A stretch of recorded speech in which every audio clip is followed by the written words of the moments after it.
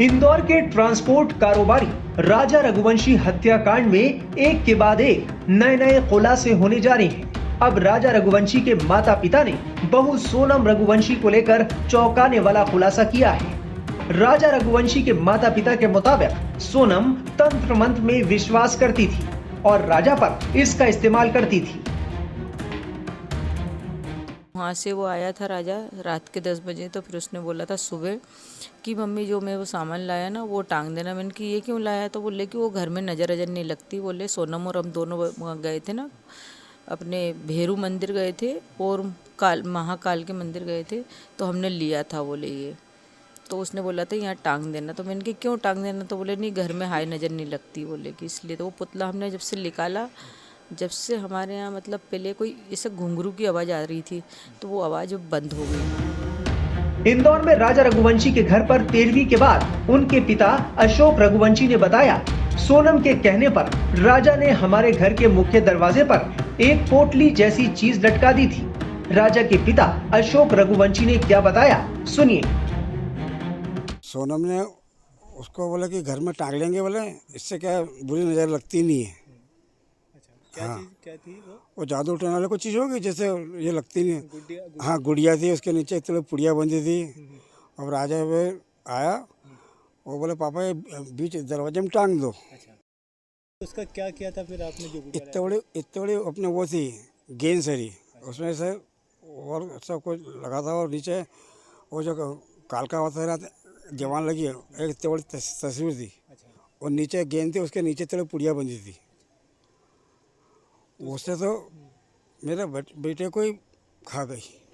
क्या बोल के उसने दिया था कि ये इससे क्या? हाँ, घर में इसमें क्या मुझे बुरी नज़र लगती नहीं है। अच्छा, घर में कहाँ टांगने का बोला था? जो मेन गेट है वहाँ। वहीं राजा रघुवंशी के भाइयों ने सोनम के माता पिता और भाई का नार्को टेस्ट कराने की मांग की है। आज हमारे पास में राजा के 13वीं का प्रोग्राम रखा था हम लोगों ने, इसमें हमारे पूरे परिवार के द्वारा जो है हमने आयोजन रखा था हमारा। उसमें राजा की शांति के लिए हम लोगों ने सभी ने धूप दी है। देखिए पहले तो ये गोविंद हमने बुलाया नहीं था, हमने गोविंद स्वयं बिना बुलाया है। जिस तरह से बार बार आ रहे हैं बिना बुलाए, तो कहीं ना कहीं लग रहा है पूरे घटनाक्रम के पीछे। देखिए उसके मन में क्या है तो हमको पता नहीं इस बारे में अभी तक कुछ भी। और हम तो चाहेंगे इसमें नार्कोटिक की जाँच जो है इसमें सोना की मम्मी की, सोना के पापा की, सोना की भाभी की और अब गोविंद की, इन सभी की जाँच भी होना चाहिए। जिस प्रकार से आज एक चीज़ नई वीडियो निकल के बाहर आ रहा है तो हमें लग रहा है कहीं ना कहीं किसी को कुछ पता है इन लोगों को।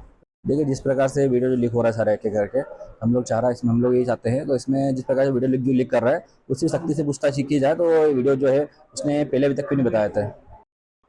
सिलान पुलिस जांच करेगी कि उसको जांच में दिया जाए? नहीं, देखिए सिलान पुलिस से तो हम लोग खुद से अभियान, हमें सिलान पुलिस की हमको ऐसा लग नहीं रहा है तो काम हमको ऐसा लगा ही। सिलान पुलिस का काम बहुत अच्छा है और बहुत अच्छे से काम कर रही है। नहीं सर, मैंने उससे बात नहीं करी और मुझे उसका मतलब भी नहीं किया। मेरा भाई क्या है, वो आया था हमदर्दी दिखा के चले गया, बाकी मैंने बात नहीं करी। आपने उनके परिवार को न्योता या इस तरीके से कुछ? नहीं सर, नहीं दिया हमने। कोई न्योता नहीं दिया? सर आकर मृत्यु मरा वो, इसमें न्योता कर देंगे? जो बुलाया उसको जाता है, जब इंसान को ज़िंदगी जी के में जाता है तो चिट्ठी बांटी जाती है, सब कुछ करा जाता है, लेकिन उससे आकर मृत्यु मरा हो तो उसमें कोई खुशी तो है नहीं हमको। लेकिन परिवार के लोगों को तो इंटीमेशन तो देते ना अपन की। सब परिवार बनने कहाँ दिया उन लोगों ने? 4 दिन में क्या परिवार बनता है? तो क्या बुलाया जाए किसी को भी? हमने किसी को नहीं बुलाया गया। बता दें कि राजा रघुवंशी की 13वीं के मौके पर सोनम का भाई गोविंद भी पहुंचा था।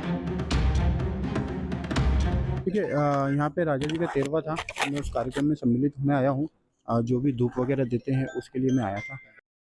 बिल्कुल, अगर हम शंका के आदेश में आते हैं कि हमारे ऊपर किसी भी शंका है तो बिल्कुल हमारी जांच होना चाहिए। हम खुद ही बोलते हैं कि हमारी जांच होना चाहिए। देखिए मैं तो यहाँ पे क्षमा याचना करने आया हूँ, बाकी इसमें कोई भी परिवार की हाथ या नहीं है, मगर इसमें भी अगर किसी को कोई शक है तो वो उनकी कार्रवाई कर सकते हैं, हम उनके साथ हैं।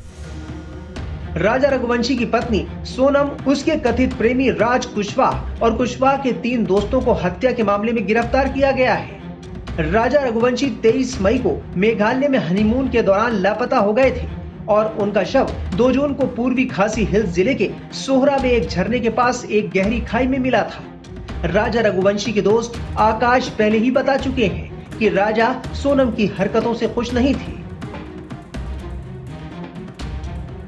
हमारे साथ बातचीत करने के लिए आकाश शर्मा राजा रघुवंशी के बहुत अच्छे दोस्त थे और राजा हर चीज शेयर करता था। क्या इस पूरे मामले को देखते हैं आप, किस तरह से देखते हैं? सोनम पर किसी तरह का डाउट था, कभी जिक्र किया राजा ने?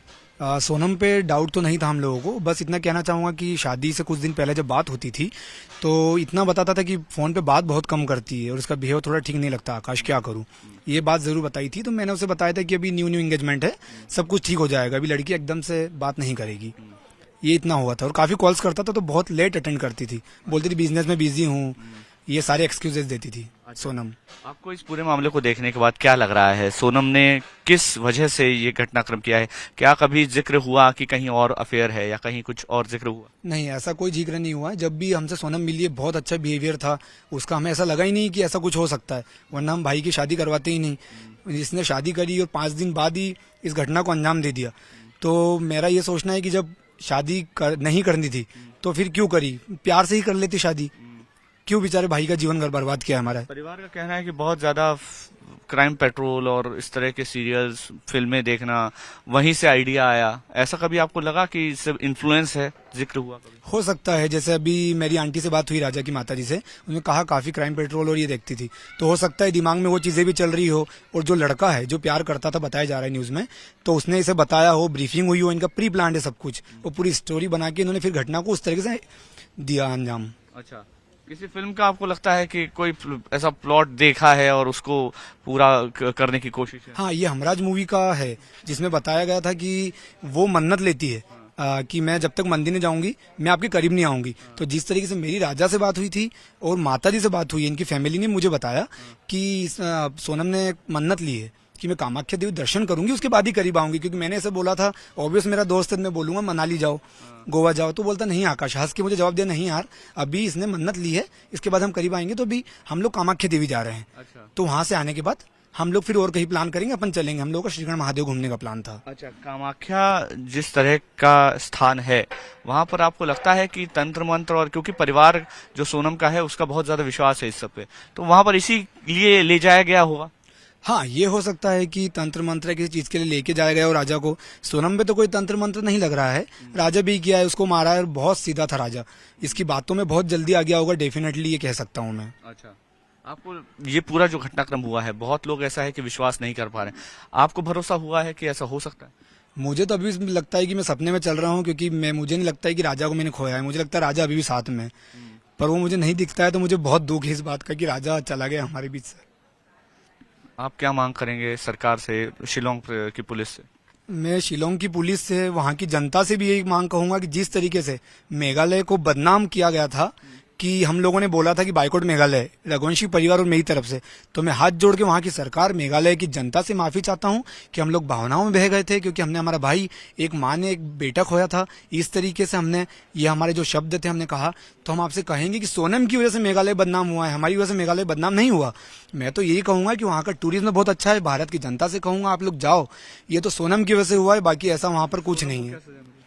मैं तो यही कहूंगा कि सोनम यदि कातिल है तो सबसे पहले इसे फांसी की सजा सोनम को ही होना चाहिए, उसके बाद सारे हत्यारों को होना चाहिए, और इन्हें जमानत तो देना ही नहीं चाहिए, यही कहना चाहूंगा मैं। फिलहाल राजा रघुवंशी हत्याकांड की गुत्थी उलझती दिख रही है। जिस तरह से इसमें नए नए खुलासे हो रहे हैं, उससे मामला और भी पेचीदा होता जा रहा है। पुलिस के लिए इस केस को सॉल्व करना एक बड़ी चुनौती है।